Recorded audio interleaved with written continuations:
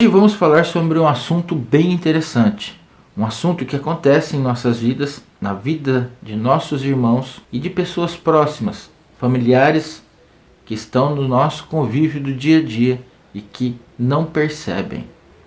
Hoje, no Padu, cegueira espiritual. Vem com a gente para o vídeo de hoje. Na mata virgem, sabia cantou, saravababá, saravababalaô. Na mata virgem, sabia cantou, saravababá, saravababalaô.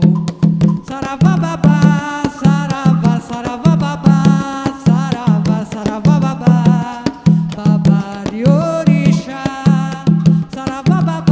Fé, salve o povo do Axé, salve toda a comunidade de Umbanda, salve meus irmãos e minhas irmãs do Padu, projeto Axé de Umbanda, fortalecendo o seu, o meu, o nosso conhecimento. Cegueira espiritual é tema do que nós vemos hoje em dia acontecendo em vários templos, independente de qual religião. Hoje nós vemos muitos terreiros com muitas pessoas com cegueira espiritual, muitos médios cegos espiritualmente. Uns por causa de serem oprimidos nos seus defeitos e nas suas virtudes, nas suas deficiências. Então não pode isso, não pode aquilo, não, você não vai dar para nada, você não serve para isso. Não, pelo amor de Deus, está fazendo errado, não é assim que faz, não é assim que incorpora mediunidade, não é assim que desenvolve, para com isso, para com aquilo. E sabe, um monte de não pode, não pode, não pode, sem muita explicação, sem muito que dar uma orientação espiritual para aquele médium que está em desenvolvimento, para aquele médium que está começando. Isso acaba com que, martelando dentro de uma pessoa, muitas pessoas não deixam essas marteladas terem efeitos e conseguem seguir o seu caminho sem se colocar uma capa e ficarem cegos, como a história de Bartimeu, que era um cego de Jericó, numa passagem bíblica, e ele, por ter sido oprimido, por ter sido excluído da sociedade, invisível socialmente, até porque Bart é um prefixo que dá às pessoas que não têm nome, então Bartimeu não tinha nome. Bart queria dizer em hebraico filho de, e Timeu era o pai filho de Timeu, então nem nome ele tinha. Essa exclusão social com as pessoas causa uma cegueira espiritual e a pessoa acaba acreditando, os que aceitam essas marteladas, escondendo atrás de uma cegueira espiritual e acreditando de que esse é o caminho deles e vamos ficar assim então porque eu não vou dar para nada. Mas não é isso que as divindades, que o Lorum, que o Xalá, que o Xóssi, o Xum e todos os orixás da Umbanda querem para nossa vida. Querem que a gente tenha um movimento como Jesus aqui na Terra veio colocar para a gente. Quando Jesus curava as pessoas aqui na Terra, ele não curava todas. Não porque ele era mau, ou porque ele não era bondoso, ou porque ele não era o Messias, porque ele não era o divino vindo de Deus. Não, porque ele não tinha como curar as pessoas que não queriam a cura, as pessoas que não faziam um movimento verdadeiro para se curar. Quando Bartimeu decidiu, eu vou melhorar, eu vou mudar de vida, então ele larga a capa, que é o que diz na passagem do Evangelho segundo o Espiritismo, nesse trecho da história. Ele larga a capa e vai até Jesus. E no momento que ele larga a capa, é como se ele estivesse largando a vida passada, a vida anterior de tudo aquilo que ele acreditava, por tantas as marteladas injustas que a sociedade oprimiram em cima dele. Então ele passa dali para frente uma nova vida. Ele passa a seguir Jesus. Eu estou na Umbanda, entrei na Umbanda, então agora eu tenho que fazer como os orixás faziam, eu tenho que entender os orixás, eu tenho que comer da comida dos orixás, eu tenho que viver a Umbanda, eu tenho que viver uma conduta ética e moral pautada no Evangelho de Jesus, pautada nos ensinamentos das entidades de Umbanda que nos passam. Isso é seguir o divino, isso é seguir o sagrado.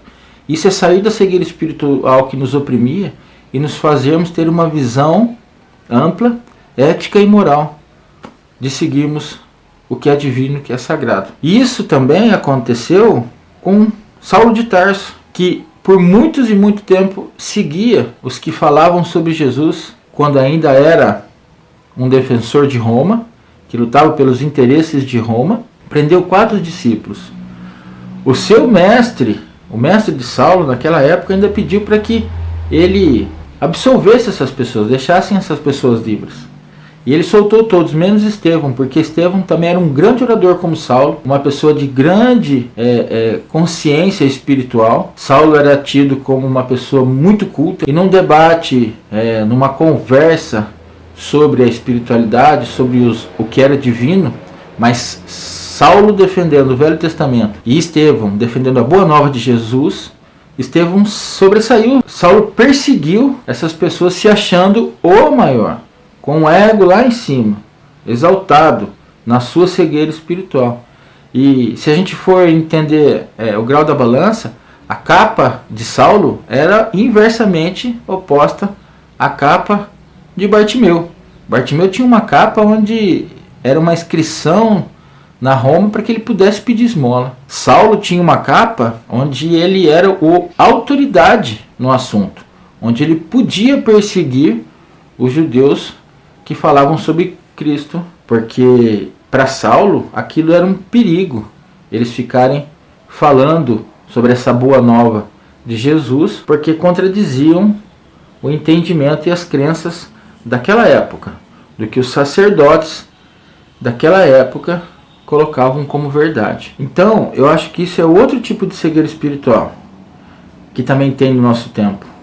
Falei da primeira, que é as opressões sobre os médiuns, sobre qualquer médium, independente do grau hierárquico que ele tem. Então é uma opressão que a gente acaba acreditando, o ego cai lá embaixo, vai no chão. E a outra é você defender uma causa que você acha que é certa e que você chega a fazer barbaridades com pessoas que podem ter um grau evolutivo muito maior do que o seu. Existem pessoas que, por causa desse entendimento, eu sou a verdade, eu sou mais do que todo mundo, não se deixa, se cega e não aprende com as pessoas. O que nós vemos hoje em muitos templos, sacerdotes achando que tem a verdade e que não conseguem aprender, falando de Umbanda com seus médiuns da corrente. Falando de outras religiões, sacerdotes que acham que são o top, que estão no topo da hierarquia, do entendimento, da sabedoria, que aquela é a verdade, e que não conseguem aprender com seus fiéis, e que não conseguem deixar com que seus fiéis tenham o valor para poder passar também, para poder dividir. E entender que todos nós temos valores. Então essa é outra cegueira espiritual. Mas quando Saulo se converte e troca de nome, ele vira Paulo de Tarso, e ele começa então daí em diante dizer e a pregar sobre Jesus. Então são duas diferenças. Um teve que abaixar o seu ego, que é Saulo de Tarso, para se transformar em Paulo de Tarso, para poder seguir Jesus, para poder estar com Jesus. E outro teve que subir o seu ego, acreditar em si mesmo, acreditar que ele merecia, que ele era merecedor daquilo, para poder continuar a caminhar com Jesus, para poder voltar a caminhar em nome do Pai, para poder voltar a ter uma direção e a ter a vida que merecia. Então, cegueira espiritual, se eu conseguir explicar, é isso. Mas se deixei dúvidas, por favor comentem, falem sobre o assunto, para que a gente possa esclarecer mais, trazer mais visões. Livrem-se das cegueiras espirituais, filhos de santo, filhos de terreiro, não se deixem ser oprimidos, acreditem em você, vocês têm valor, todos nós temos valor nesta vida, não há por que não ter, e o Pai quer que o nosso valor seja dele, e seja exaltado para ele. Sacerdotes de religiões que acham que têm a verdade no coração e que não podem ouvir os seus filhos, comecem a mudar, comecem a entender que todos nós temos valores e os filhos de santo de vocês podem trazer valores imensuráveis para a casa de vocês. Então fica hoje essa mensagem que todos nós podemos estar cegos espiritualmente, mas podemos ou abaixar o nosso ego para podermos mudar de vida e seguir as condutas éticas e morais de Jesus, das nossas divindades, de Olorum, de Oxalá e de todos os outros orixás, ou como também podemos sair da costra sombria que nos encontramos, pelo nosso ego estar abaixado como Bartimeu, está abaixo como de Bartimeu, e subir para que possamos crer em nós e seguir em frente, seguindo uma conduta ética e moral das palavras e dos ensinamentos de Jesus, de Olorum, de nosso Pai Oxalá, e de todos os orixás. Um axé no coração de cada um de vocês, e que Deus e Jesus nos abençoe, nos fortaleça cada vez mais, e que vocês possam ter um ótimo final de semana.